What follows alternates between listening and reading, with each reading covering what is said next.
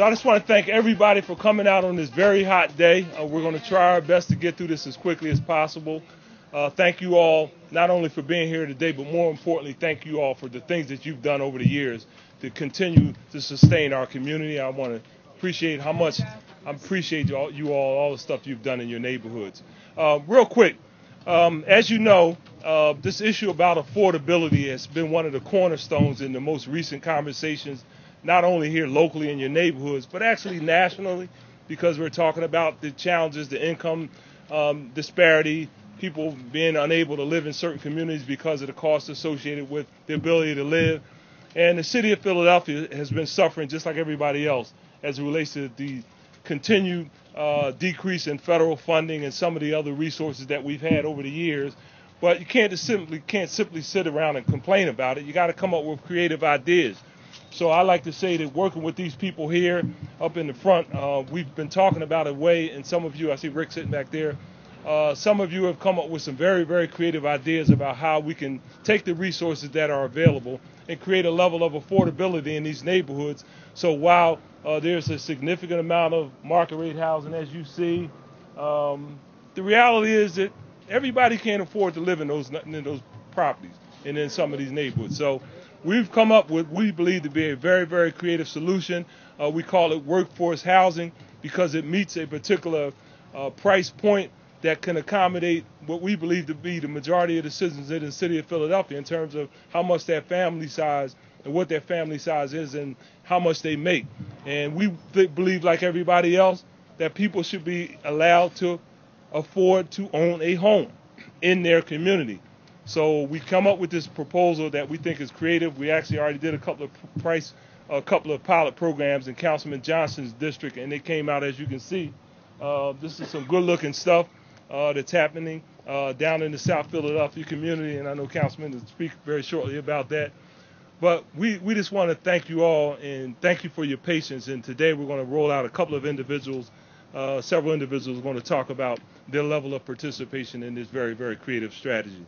So first I would like to introduce our good friend. I want you all to give him a big hand because this is where we get the money from, all right?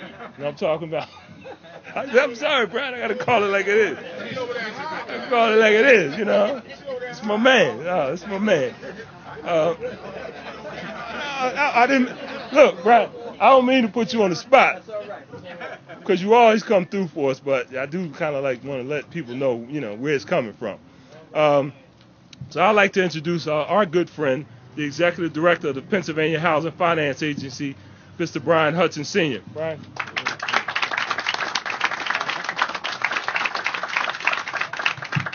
Thank you, President Clarke. Good afternoon, everyone. Can you hear me back there, Rick? Okay? All right.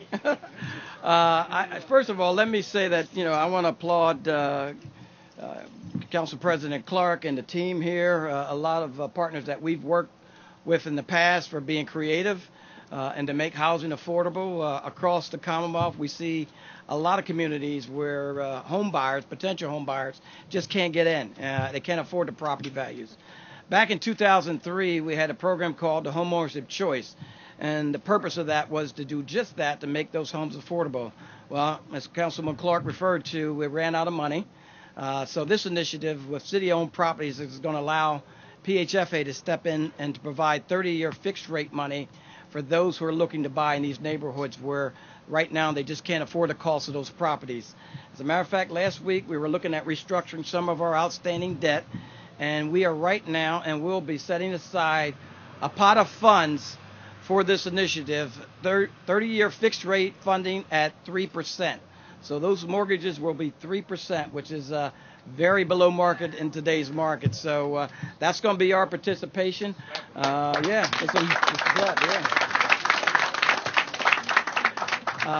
lines, no waiting. The money is available now, as President Clarke mentioned.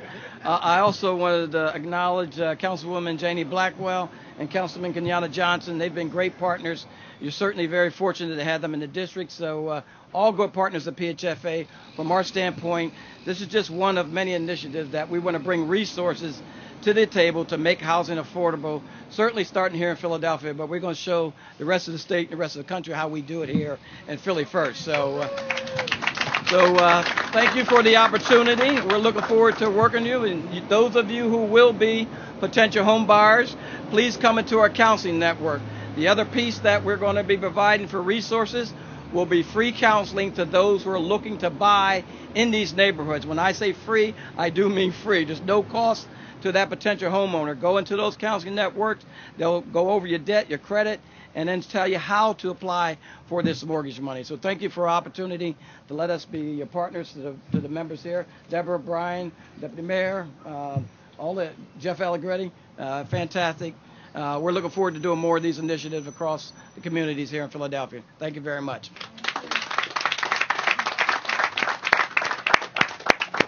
I told you all he knew where the money was. Next, we want to call up a good friend of mine, a colleague of ours who has worked over the last several years for the city of Philadelphia, providing a lot of assistance and being nimble enough to not only make sure that we're getting as many skyscrapers, but to make sure that we deal with all the issues in the community and in the neighborhood so we can have a balanced approach to developing our city. And after him, I'll call you singly. Right now, I'd like to introduce you Deputy Mayor Alan Greenberger. Good afternoon, everybody.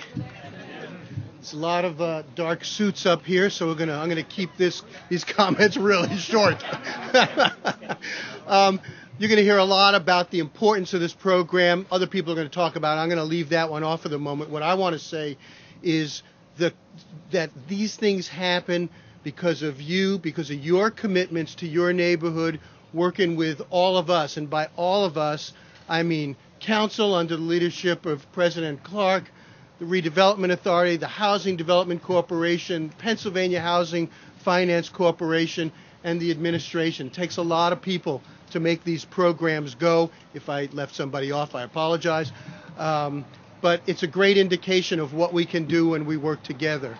So thank really all of you, because it starts with all of you being committed to your neighborhoods, to wanting to stay, to accept the fact that there's change happening, but to also make sure that you are personally part of it and included. Thank you. Congratulations to everybody. Thank you so much, Alan. Next, with every good program, it always takes somebody to actually implement it. We elected officials, we come up with these ideas, right? And then we kind of like walk away, right? Right? You should call us when the groundbreaking happens, right? But the simple reality is somebody has to actually do the work. So I'd like to introduce a person that's been a great implementer over a number of years, who's been in the toils at various stages. You know, actually used to work at City Council way back in the day, so he understands what it's about to provide service. Our good friend, Brian Abernathy from the Philadelphia Redevelopment Authority. Brian? Thank you. So, as the council president said, all of our neighborhoods are changing. Most of the time that change is good. You have more residents, more tax dollars on the street. You have more eyes in your neighborhood. It means better public safety, more families in the neighborhood, better schools. But with those changes comes complications. You have higher property taxes. You have higher values on your properties. And you have really changing neighborhoods. And as our neighborhoods change, too many times folks get left behind. Our communities start to all look the same. And I think as we look at neighborhoods like Point Breeze and Francisville and Mantua, East Poplar, we want to make sure that we have diverse communities, because a strong neighborhood is a diverse neighborhood. It means different races, it means different religions, it means different income levels. And that's our job to help make sure that that's achieved. And ultimately, that's what this program's about. We're going to take the public's assets, our city land, and make it available to developers at less than market value to build workforce housing. That's for your teachers, your firefighters, your police officers, that true middle class that a neighborhood is built upon. And over the past year, we've piloted this program in Point Breeze, in Grays Ferry, and in Francisville. And I want to thank Councilman Johnson and Council President Clarke for letting us experiment with your neighborhoods. And I also want to thank folks like Jeff Allegretti, who are willing to be guinea pigs as we try to get this program right. But as public officials, none of us want to get in the way of the real estate market.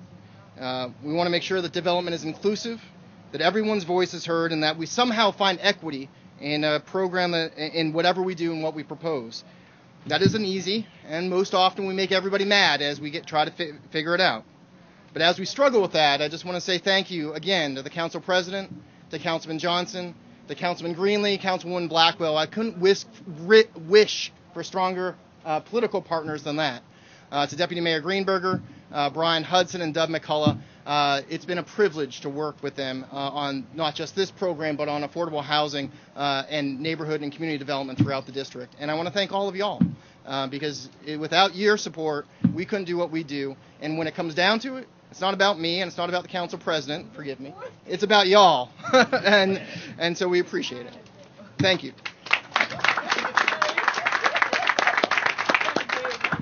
Okay. And now we're going to bring up the guinea pig. Jeff, I didn't call you that, right? That's what Brian said. Jeff, you want to come up? Jeff Allegretti. All right.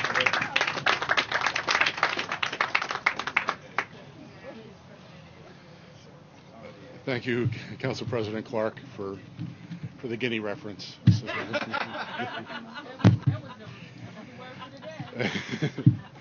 Actually, when I saw my name on this list, it was one of those, which one doesn't belong. I mean, we have here really, it's a great and humbling honor for me to share the dais with these. They're really the most creative thinkers in the world of affordable housing, and I'm not saying that just because they're here. And the program that we're here to talk about today is probably one of the most creative things that's happened in my very, very long career that started in affordable housing. It actually started a few blocks from here on the 1200 block of Mount Vernon, where some young men and women were given apprentice cards, were shown how to rehab a house by union journeymen. And the idea for the city at that time was that this house was in the path of gentrification from Northern Liberties and from Spring Garden. And so that's how long people have been thinking about creating affordability in the path to gentrification. And for those of us who spend our lives watching changing neighborhoods, none of us could have predicted this kind of wave that we see before us. It just is impossible to predict. So as the prices come up, the challenge is how do you keep things affordable? And one of the genius aspects of this program is the city realized that as the value of houses come up, so does the value of what was originally thought to be a liability in the city inventory, vacant land. So as this value comes up, this has value, and they offer it to developers like me at a nominal consideration as a way of subsidizing to incentivize me without another subsidy to build housing that's affordable for working families. So I'm happy to have been the guinea pig because it's really one of the capstones of my career. I'm just so thankful to be involved with it. And I need to say this as a developer, this would not be happening but for this subsidy. The market would not do it. So I can't say that, stress that more importantly, that were it not for this, these changing neighborhoods would change completely. So this is not only an important way to repurpose a failing asset to create jobs, but it's also a great way to maintain the diversity of economy and race and religion that we all appreciate as Philadelphians in our neighborhoods. So thank you all so much. I will tell you that project on Mount Vernon Street in the 70s was sold for 1/3 of the cost to develop it. That was in the go-go years of the Carter years when the city was receiving massive block grants. Those days are gone and not likely to ever return. So the only resource we have left is creativity, and these folks should be commended for the creativity they've shown to convert this liability into an asset. Thank you all. All right, can you hold on? Let's get through that, then we'll be here. Okay, thank you. All right, next I'd like to call up two of my colleagues, the guys that I spend most of my time with, more so than my family, my political family. My good friend Councilman Kenyatta Johnson, and and my good friend and you guys' homegrown son, Councilman Bill Greenlee.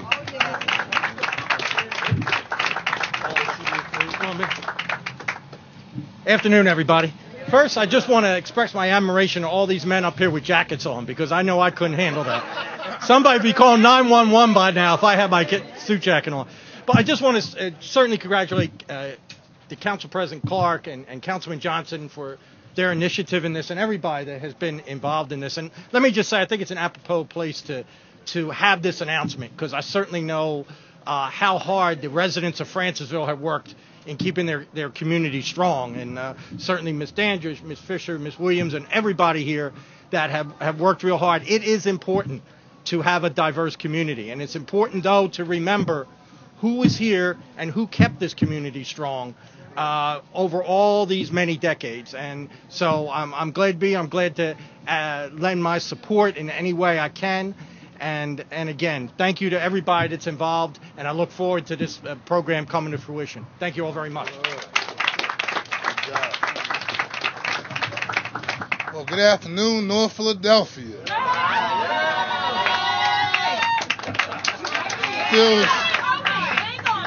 Feels good to be in the 5th Councilmanic District of my good friend, my colleague, Council President Darrell Clarke. Give him a round of applause for his leadership and his advocacy of being a grassroots politician. And so I'm just honored and privileged to be here advocating and making sure that anyone, regardless of their checkbook or their pocketbook, has the opportunity to live in their neighborhood. We have done a pilot program in South Philadelphia, where I'm born and raised, where I'm raising my son, where I purchased my first home. And so this is an issue that's very dear to me. When I served in the State House in Harrisburg and had the opportunity to work very closely with Brian Hudson, I continue to advocate to make sure that we have affordable and workforce housing in the neighborhoods throughout. When I served in the House, the 186th Legislative District, but also now the council person in the 2nd Councilmanic District. And so I will continue advocating to make sure that we bring projects like this throughout the 2nd Councilmanic District, and thank the Council President for his leadership in making sure we spread this initiative throughout the city of Philadelphia. I also do believe that on a congressional level, I know at one particular time we also received block grants to bring back to the city so we can do these types of projects. But I'm a strong advocate of understanding our elected officials on the congressional level. They have to aggressively do a better job to continue bringing back those resources so we can have diversified neighborhoods. And so for me, this project is about making sure that the process is inclusive. Yes. Everyone has an opportunity to stay in their homes, and individuals do not leave their homes as a result of the development that's taking place. And I want to thank Ms. Deborah McColloch. She's worked on various projects in South Philadelphia with South Philadelphia Homes, specifically on the issue of affordable housing. My good friend, Mr. Brian Abernathy, and all the stakeholders who are here. We have Alan Greenberger, and also one of my development partners as well, Mr. Jeff Allegretti. But most importantly, it's your council president that had this type of agenda in city council that actually led the way to make sure that everyone has a chance to get involved in the process. And just for the record, I have family at Corinthian and Parish on the 700 block of 16th Street. And so it's an honor and privilege again to be here, North Philadelphia. Well, talking popular is on the other side, but yes, we got a little bit of North Philadelphia in here. Council President. You leave me hanging, right? Thank you, sir. God bless y'all. Thank you all. Thank you, Councilman. All right, so folks, we're real excited. We got to keep on rolling. All right, we got to keep on rolling. We got to get aggressive. We got to get creative. I say this, and I said this a couple of years ago, that this particular city council that I've worked with is the best city council that I've ever had the pleasure of interacting with, and not interacting with, because I believe it's better than some of those councils before we got here.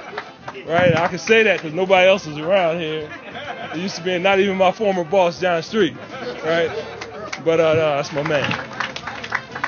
Thank you all. We got to keep on rolling.